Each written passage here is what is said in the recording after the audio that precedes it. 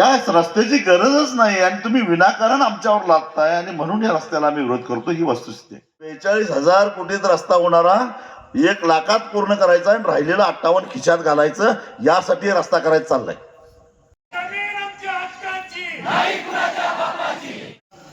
विरोध करण्यासाठी म्हणून मी आणि आमदार बंटी पाटील साहेब आम्ही 3 वर्षापासून याला सातत्यानं विरोध करत आलेलो.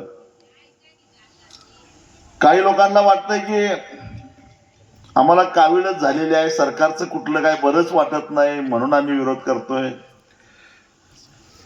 काही लोकांचं म्हणणं असं आहे की एवढा विकास होत असताना या विकासाला विरोध करणारी ही माणसं आहेत, कारण याला खेड्यापाड्यातल्या माणसांना तसंच रानटी अवस्थेमध्ये ठेवायचं आहे म्हणून हे विरोध करतायत. काही लोक अजून काहीतरी सांगतात,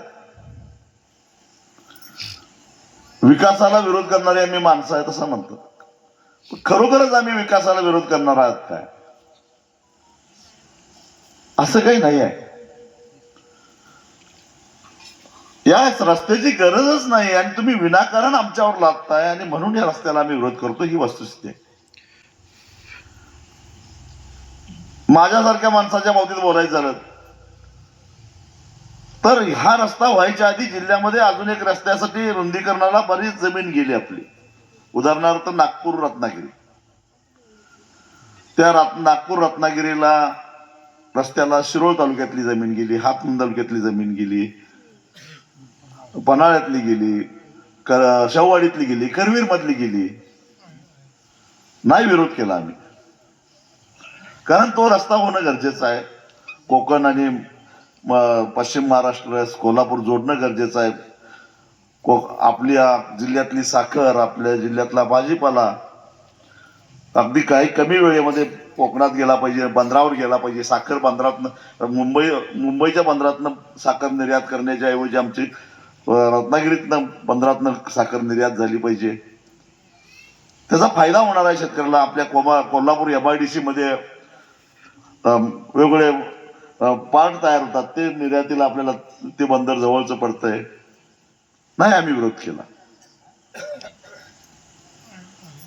मगाशी ज्या रस्त्याचा उल्लेख विक्रम पाटलांनी केला तो त्यातलाच एक भाग होता 38 किलोमीटरचा चोकाक ते अंकलीपर्यंतचा.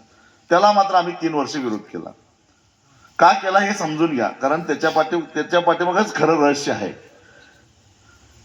कारण ह्या रस्त्याचं समर्थन करणारी जी काही मंडळी आहेत ती आता आपली अशी सभा झाल्यानंतर त्याच्यानंतर सभा होणार आहेत परत, आणि या रस्त्यानं कसं आपलं पोट कल्याण होणार आहे, किती आपला फायदा होणार आहे हे पटवून सांगायला बरेच लोक येणार आहेत. त्यातलं सगळ्यात महत्वाची गोष्ट म्हणजे ते सांगणार पैसा भरपूर मिळणार आहे. मग ते उदाहरण देणार आहेत कोल्हापूर रत्नागिरी रस्त्याचं. बघा, कवटेमंगलच्या लोकांना विचारा, मिरजेच्या लोकांना विचारा, तिकडं शाहूवाडीच्या लोकांना विचारा, पन्हाळ्याच्या लोकांना विचारा, पैसे किती कोटीत पैसे आले, काय येणार, काय पिकतं या जमिनीमध्ये. आपल्यातलंच एक भामटं पत्रक काढत होतं, मला वाटतं भुदरगडचं कोणतरी सारखं, नाही काय, की आम्हाला ही शेती नको, घेऊन टाका. तसे अजून बरीच भामटी निघणार आहे. तुम्ही काय समजू नका सगळे आपल्या बाजूला आहेत असं. ही अशी भामटी परत पुढे येणार आहे, ही व्हायला पाहिजे असं सांगायचं. आणि मग ती सांगणार आहेत एवढा पैसा येणार आहे, तेवढा पैसा येणार आहे.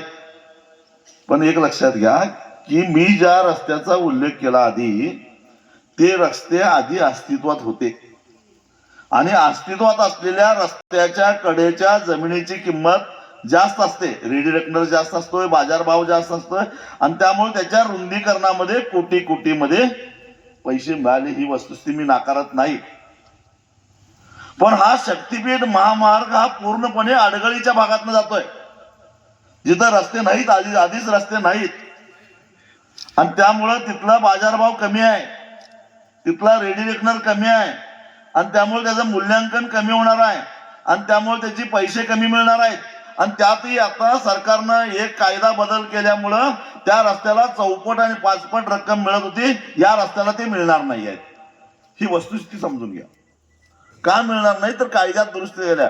अहो, मला ज्या रस्त्याला मी विरोध केला नाही असं मी सांगत होतो, त्या रस्त्याचा जो काय 38 किलोमीटरचा 9 गावातला राहिलेला जो रस्ता होता, त्या गावातल्या लोकांना चोकाक ते रत्नागिरी किंवा अंकली ते सोलापूर या ह्याच्यामध्ये ह्या भागातल्या लोकांना जेवढी किंमत मिळाली तेवढी किंमत द्या असं सांगण्यासाठी मला 3 वर्ष आंदोलन करावं लागलं.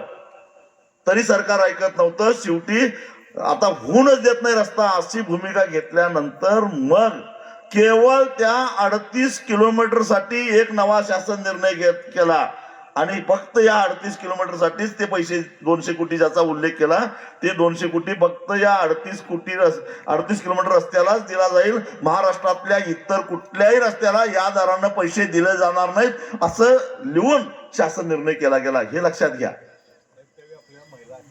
हा, ते सुद्धा कशासाठी तर त्या निमशिरगाव तमदलगे या भागातल्या आमच्या आया बहिणी रणरागिणीचं रूप घेऊन रस्त्यावर उतरल्या. त्यांना 2-2 दिवस पोलिसांनी तुरुंगात टाकलं. त्यावेळी कुठं हे सगळं झालं. आणि त्यामुळं कुणी जर असं म्हणत असेल तुम्हाला की पैसे भरपूर मिळणार आहेत, ते सगळं खोटं आहे. ते काय पैसे काय मिळणार नाही. मग तरी सुद्धा काही लोक रस्ता झाला पाहिजे असं का म्हणतात. त्याच्या पाठीमागा तुम्हाला ते माहित आहे की नाही, चक्रधर स्वामी आणि त्यांचा चक्रधर स्वामींचा दृष्टांत माहित आहे. हत्ती आणि त्याचे 5 आंधळे. ज्या आंधळ्यानं पायाला हात लावला त्याला वाटलं हत्ती खांबासारखा आहे. ज्या आंधळ्यानं कानाला हात लावला त्याला वाटलं हत्ती सुरपासारखा आहे. ज्या आंधळ्यानं शिपटीला हात लावला त्याला वाटलं हत्ती खराट्यासारखा आहे. तसं या शक्तीपीठ महामार्गाचं समर्थन करणारी ही जे काही वेगवेगळे भामटे आहेत, त्या प्रत्येकाचा हेतू सुद्धा वेगवेगळा आहे.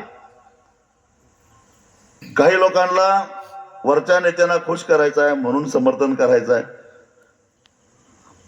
बंटी पाटलांनी विधान परिषदेमध्ये एक प्रश्न विचारला होता की मला वाटतं की 1 वर्षापूर्वी मुख्यमंत्री कोल्हापूरला आले होते. त्यावेळी विमानतळावर काही शेतकरी त्यांना भेटले आणि म्हटले, साहेब हे काही ठराविकच मोजकीच लोक त्याला विरोध करायला, आमचा सगळ्यांचा पाठिंबा आहे आणि रस्ता व्हायला पाहिजे आणि ताबडतोब करा आणि निवेदन दिलं असं त्यांनी सांगितलं. आणि एवढा शेतकऱ्यांचा पाठिंबा असताना तुम्ही कसं काय रस्ता होऊन देत नाही असं भर विधान परिषदेच्या सभागृहामध्ये मुख्यमंत्री बंटी पाटलांना म्हणाले. आणि तुम्ही आझाद मैदानावर जेवढी माणसं आणल्या त्याच्या दुप्पट माणसं आम्ही रस्ता व्हायला पाहिजे असं सांगणारे आणू असं म्हटले. मग एकच मागणी केली बंटी पाटलांनी की ते जे काय व्हायला पाहिजे म्हणतात त्यांची जरा यादी द्या की आम्हाला. कोण कोण आहेत बघतो तरी आम्ही. त्याचं गाव कुठलं आहे बघतो, तो या शक्तीपीठ महामार्गाच्या रस्त्यात येतोय का नाही ते बघतो, त्याचा गट नंबर बघतो, त्याची जमीन जाते का नाही बघतो. 4 वेळा त्यांनी स्मरणपत्र पाठवून सुद्धा मुख्यमंत्र्यानं ती यादी दिली नाही. कारण ती यादीच अस्तित्वात नव्हती हे लक्षात ठेवा. केवळ बनाव केलेला होता की लोकांचा पाठिंबा. आता काय कुणीतरी सांगितलं हे सही कर रे म्हटल्यावर करतेच का नाही. नंतर त्याच्या नाव मग अजून दुसरं एक भामटा आमदार ते 7-12 घेऊनच कलेक्टर प्रांत ऑफिसवर गेलं आणि हे एवढे 7-12 यांनी रस्ता करा. हा, आणि ते 7-12 बघितलं तर त्या रस्त्याचा आणि त्या 7-12चा काही संबंधच नाही. हा, ते अजून एक राहिलं ते कोल्हापुरातलं, त्याचा आणि शक्तीपीठचा काय संबंध आहे हे मला अजून कळालेलं नाही. तुम्हाला कळालं तर सांगा मला. काही शेतीचाही संबंध नाही आणि रस्त्याचा काही संबंध नाही. मग असे ही माणसं का समर्थन करायला लागल्यात त्याच्या पाठिंबाचं कारण समजून घ्या. याचं कारण जर समजा आपण सगळ्यांनी परवानगी दिली, देणार तर नाहीच, पण समजा आपण परवानगी दिली या रस्त्याला आणि ते रस्ता जर पूर्ण झाला तर 856 किलोमीटर लांबीचा हा रस्ता 40 ते 42 हजार कोटीत पूर्ण व्हायला पाहिजे. पण त्यासाठी हे खर्च करायला लागल्यात 1 लाख कोटी रुपये. आता 1 लाख कोटीतनं 42,000 वजा करा, राहिले किती? 58,000 कोटी. म्हणजे 42,000 कोटीत रस्ता होणारा 1 लाखात पूर्ण करायचा आणि राहिलेलं 58 खिशात घालायचं, यासाठी रस्ता करायचा चाललाय. म्हणून कुणी म्हणतं की रस्ता व्हायला पाहिजे, मग ते रस्ता व्हायला पाहिजे म्हणणाऱ्यांना असं वाटतंय की ते सगळी बडीम घेऊन चालल्यात, बडमीच्या भोवतीनं पडलेला पाला तरी आपल्या वाटणीला येईल म्हणून हे म्हणाल्यात होऊन दे रस्ता. हे समजून घ्या. त्यांचं होईल हो, त्यांचं काही जमीनही जाणार नाही आणि ती काय इथं राहतही नसतील, कोण कोल्हापुरात राहतोय, कुणा आणि कुठं राहतोय, त्याला काय पुराचाही धोका नाही, काहीच नाही. त्यांचा स्वार्थ साधला जाईल. पण आपलं काय, मनोजनं मगाशी हिशेब सांगितला, पैसे थोडेफार येतील पण नुकसान किती होईल. मी तुम्हाला सांगतो की सगळं 13 जिल्ह्याचं सोडून द्या, त्या जिल्ह्यात गेल्यानंतर मी तिथला हिशेब सांगेल, पण आपल्या फक्त सांगली कोल्हापूर जिल्ह्याचा हिशेब तुम्हाला सांगतो. या सांगली आणि कोल्हापूर जिल्ह्यामध्ये जर का हा रस्ता त्यांनी जबरदस्ती करून केला तर या रस्त्याला टाकलेल्या भरावामुळं आमची दूधगंगा असेल, वेदगंगा असेल, पुढं हिरण्यकेशी आहे, सगळ्या नद्या आहेत, परत पलीकडे कुंभी कासारी आहे, भोगावती आहे, वारणा आहे, पलीकडे कृष्णा आहे, कोयना आहे, या सगळ्या ज्या पश्चिमेकडून पूर्वेकडे वाहणाऱ्या ज्या नद्या आहेत त्या नद्यांची पात्र बघितलाय का तुम्ही. पात्र उतळ आहेत.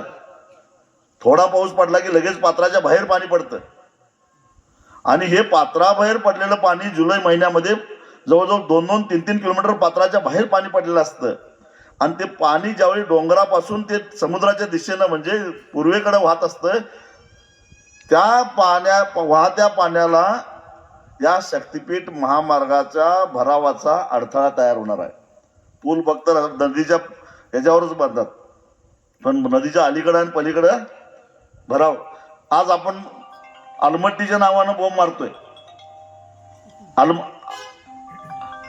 अलमट्टीमुळे काय व्हायला लागलंय, अलमट्टीमुळे कोल्हापूर जिल्ह्याला महापुराचा फटका का बसतो, कारण इथनं 250 किलोमीटर आहे अलमट्टी लांब.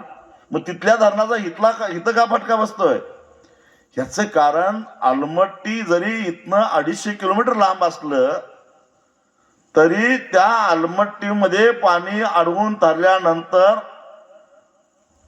पाण्याचा जो वेग आहे, नदीतनं वाहणाऱ्या पाण्याचा जो वेग आहे तो वेग कमी होतोय आणि पाणी पुढे जातंय, पण हळूहळू जायला लागतंय. आणि पाणी हळूहळू पुढे जायला लागलं तर पाणी तुंबायला लागतंय, कारण पुढे जाणारं पाणी हळूहळू जातंय पण डोंगरावरनं पाणी वेगात येतंय. मग ते पाणी आपल्या इथं मुक्काम करतंय, 8 दिवस 10 दिवस मुक्काम करतंय आणि आपल्या पिकाची सगळी वाट लावतंय, घरादारामध्ये पाणी शिरतंय. आणि मग 10-15 दिवसानंतर तिकडचा जरा लेवल कमी झाली की मग हे पाणी नितळून जायला लागतंय, पण तोपर्यंत आपल्या गावात पाणी शिरलेलं असतं. म्हणजे शिरोळ तालुक्यामध्ये 25-25 दिवस पूर येतोय. याचं कारण हे आहे, तुमच्या जमिनीच्या जरा उताराच्या आहेत म्हणून तुमच्याकडे 8-10 दिवसात पाणी उतरतंय, पण कधी आत्ता शक्तिपीठ महामार्ग झाला तर तुमचं सुद्धा शिरोळ तालुक्यासारखं 25